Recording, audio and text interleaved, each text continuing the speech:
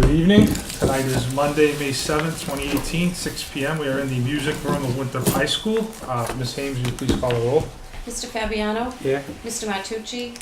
Ms. Powell? Present. Ms. Swope? Mr. Vecchia? Present. Mr. Perrin? Here. Mr. Capabianco? Here. Mr. Fabiano, will you please lead us in the Pledge of Allegiance?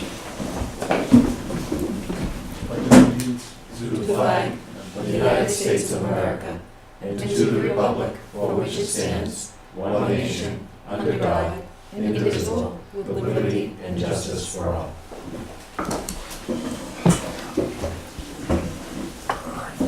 Is there any public comment this evening?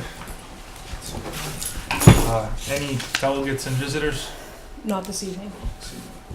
Do I have a motion to approve the minutes for the April 23rd, 2018 meeting? So moved.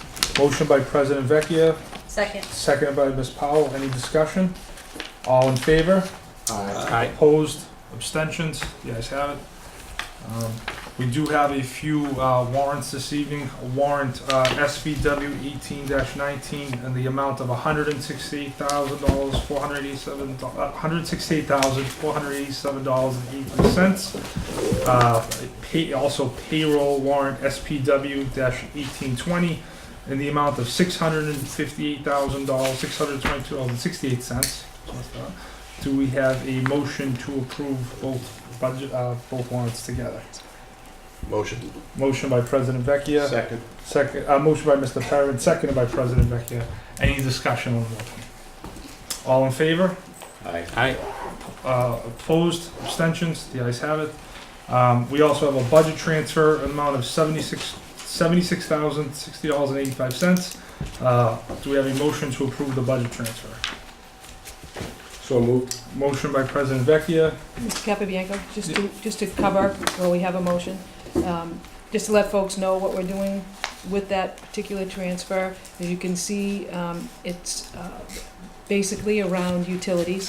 So we're continuing to look at the utilities in each building and monitor the progress, and then move the line so that you're seeing an accurate reflection at the end of the year and in the end of the year report regarding the identified actual usage in each building. It's really assisting us with planning for FY19, making some adjustments within the buildings, and really keeping track of how we're using the electricity and the gas month to month. We're able to sit down with the custodial staff, the facilities manager, when we see a spike, to dig that down and figure out what that may be. Has that been getting better since we've had our person that's kind of monitoring it and keeping track of it? So we have a gentleman by the name of Frank Nitti, who is a consultant for the town, who really looks at the bills if we have a question, which we have had this month. We have a question regarding the electricity in one of the buildings and a spike. So he's able to sit with us and roundtable about what it may be. And then we go back and sit with the facilities department to figure out if there's been any change. We've seen, obviously we've had the work done around the networking system. And so we're looking at whether or not now an increase in some of the electricity may be directly related to the new networking system we have, higher power, more speed, maybe drawing additional electricity. So he works with us as well as the town, so it's a nice liaison between the two. He's been helpful. The monitoring of it month to month by Susan and myself definitely allows us to go back and have that conversation with the facility staff, and earlier on in the year resulted in a big change here at the high school and at the middle school in terms of the use, the amount of electricity we were using. And if you remember, it was related to, we needed to keep windows closed, we needed to increase our classroom monitoring and checking to make sure that there weren't windows left open that were then turning lights on in the middle of the night because of the wind. And so we've done a lot of work around that and the compliance around staff making sure they're following their checklist at the end of the night. So I just wanted to bring that to your attention. So I know you have a motion on the floor. I think you need a second. Do we have a second? Second. Second by Ms. Powell. All in favor? Aye. Opposed? Abstentions? The ayes have it. Moving on, we do have quite a few buildings and grounds requests this evening, from the Winthrop High Athletic Hall of Fame induction ceremony, the Boston Taekwondo belt ceremony, Girl Scout troop, and the social walk for Josh, the WHS football car wash, and the WHS class of 2021 car wash. All the information is in our packet. The WHS Athletic Hall of Fame is requesting that we waive the rental fee, and the Girl Scout Troop is requesting that we waive the rental fee as well, and all the proceeds of that will go directly to the Cohen family. I make a motion, we waive. Motion by Mr. Perrin. Do we have a second? Second. Second by Ms. Powell. Any discussion? All in favor? Aye. Opposed? The ayes have it. Do we have to? Yeah, we have to make a motion to I'll approve. make a motion, we approve all of the requests. We have a motion by Mr. Perrin, second by All Mr. Fabiano to approve all of them. Any discussion? All in favor? Oh, One- sorry. I saw in one of the applications that they were talking about the bleachers not pulling out. There was a section there that they thought it was an issue. It is for the, was it for the taekwondo? Taekwondo, yeah. Just want to make sure that we assure they're functioning and safe. Okay. Especially since, you know, they're paying. So we'll bring that to the custodians they do their turnaround sheet, so we'll just make sure they're aware of that. Might already be addressed, but just to be safe. All in favor? Aye. Opposed, abstentions, the ayes have it. Moving on to the superintendent's report. Thank you. Just a few updates regarding transportation and the concerns around the busing for FY19 and us not having an in-town bus run for FY19. Just for the school committee's information as well as the parents, I've met with Ms. Pearson talking about any questions or concerns family members may have. A lot of it is around early morning drop-off and afternoon pickup and trying to balance the times if you have children in multiple schools. So a survey was put together that is going out to all the parents in pre-K through 5 to get a sense of what they need in the morning, how not having transportation in the morning may be impacting them. And we're going to use that data to determine what types of offerings we need to either expand at the coming school or provide that may not be in place at the Gorman-Fort Banks. Ms. Pearson and I are also working with the police department. I started the conversation this week around where we may need to provide additional crossing guards. Crossing guards aren't easy to come by, but we believe if we start by the end of the school year, we may have some stops that require paid crossing guards.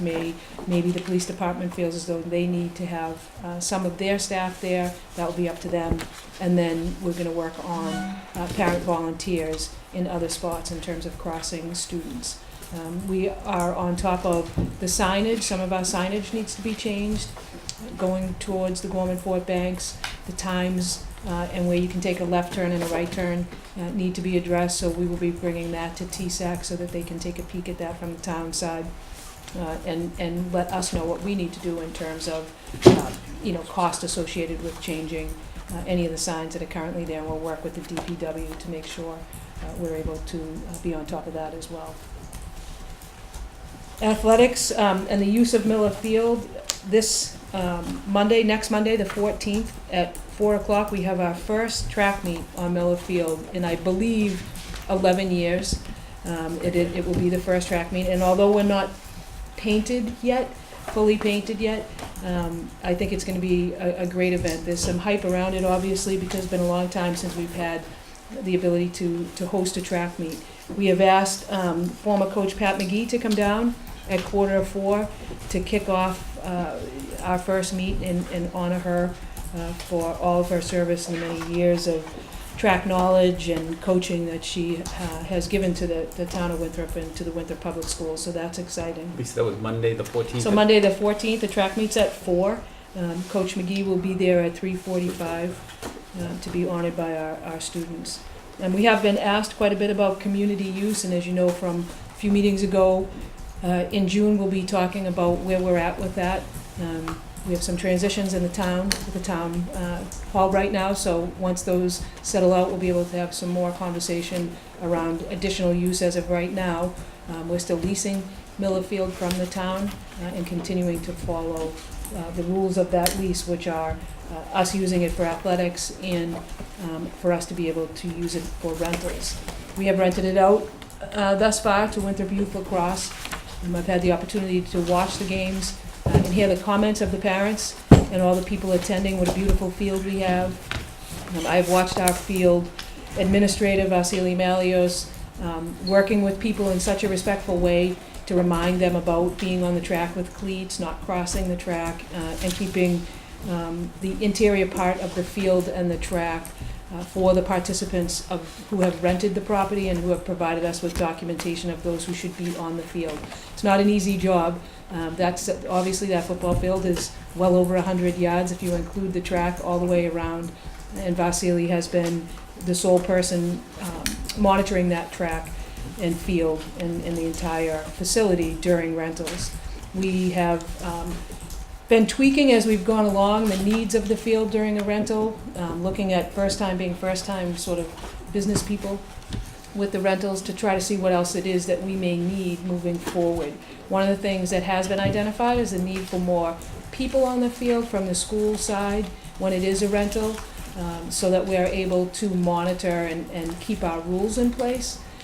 We're looking at students utilizing their community service hours to be able to come and assist on a Saturday or a Sunday or any time that there is a rental, signing up through Mr. Serino, and to have Mr. Malios be able to sign off on their hours. Their role would be monitoring the perimeter, making sure, we had a couple of people jump the fence because they wanted to go on the track while the lacrosse games were going on, but the gates were locked.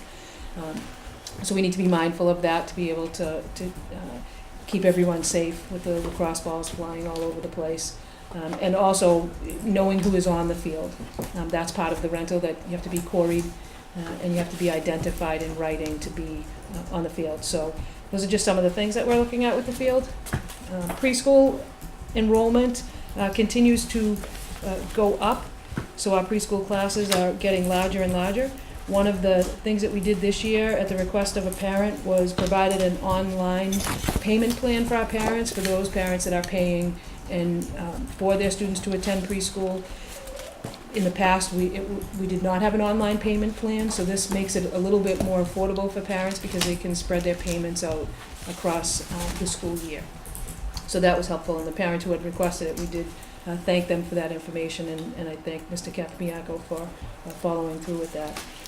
We had our first set of negotiations with the teachers union, setting the ground rules last week.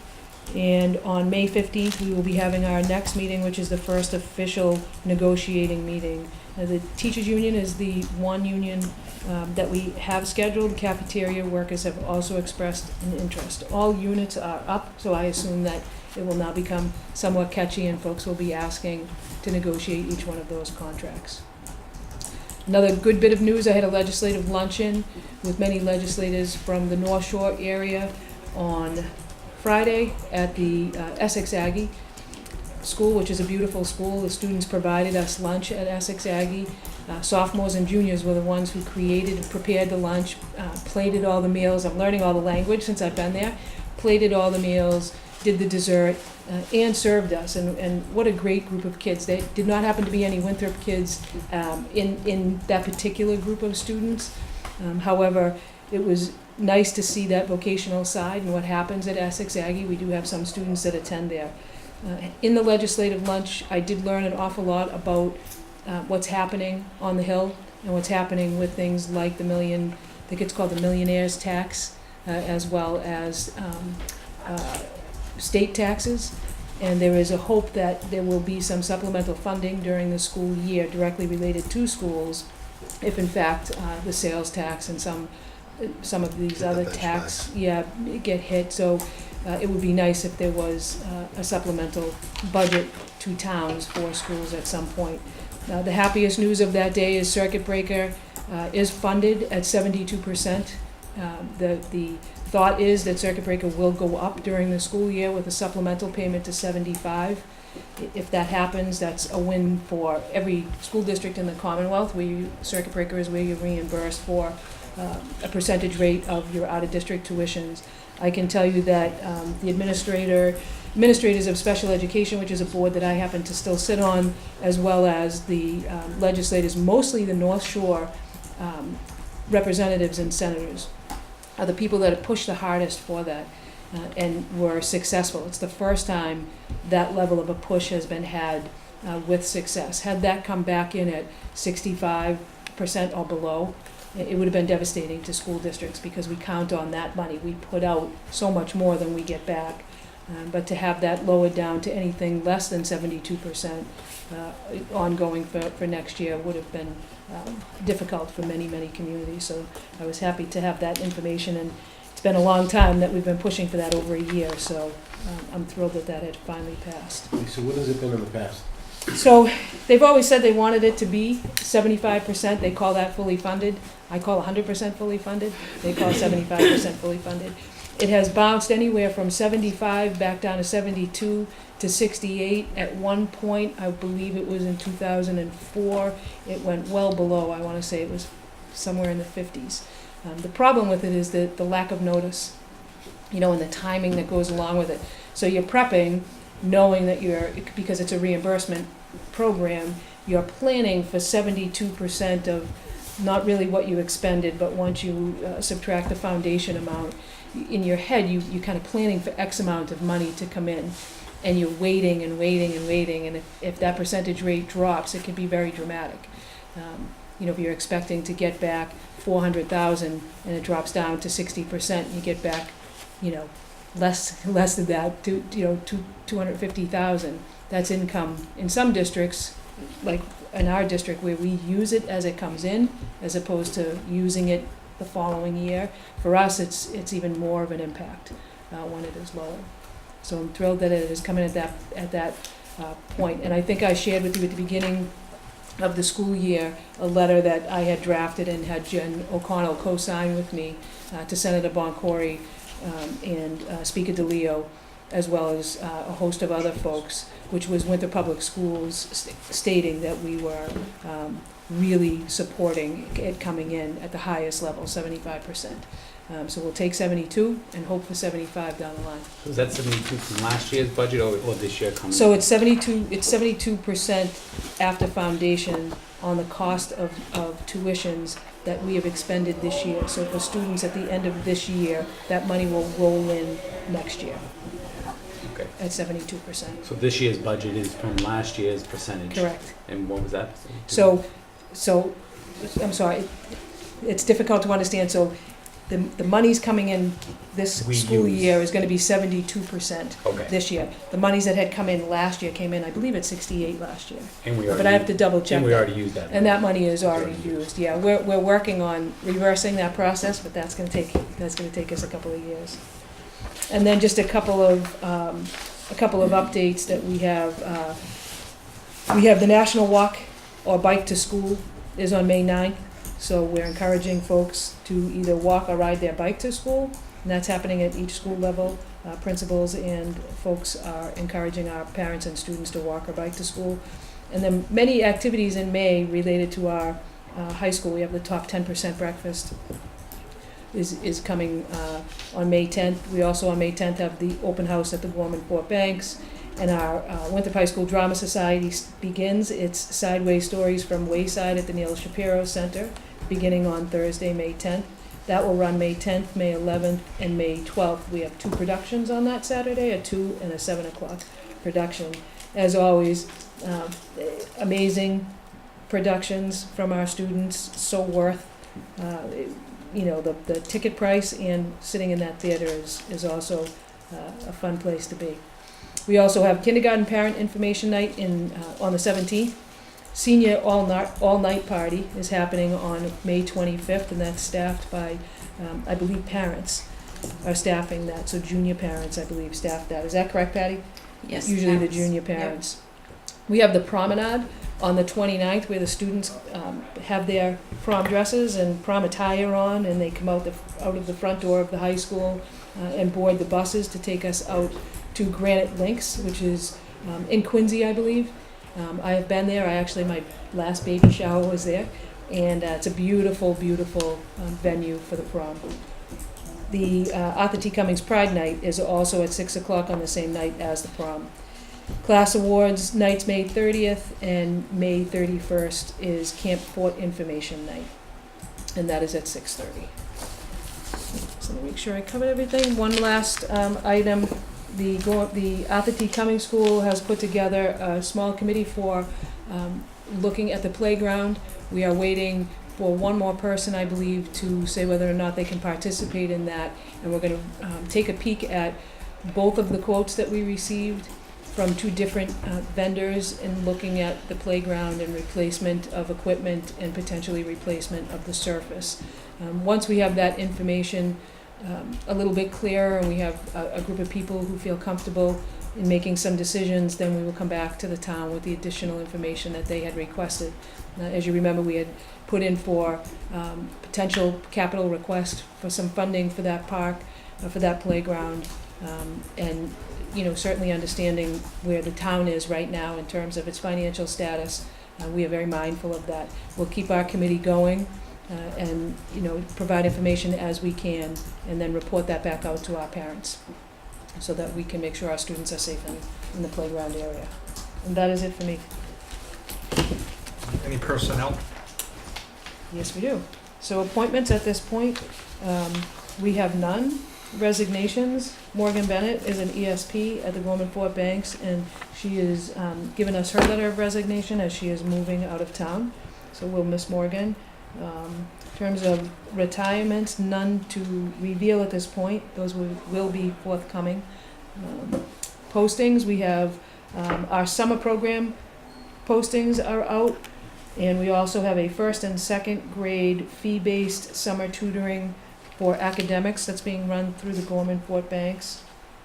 Camp Fort teachers, they're looking for 4 teachers at Camp Fort, 4 special education teachers.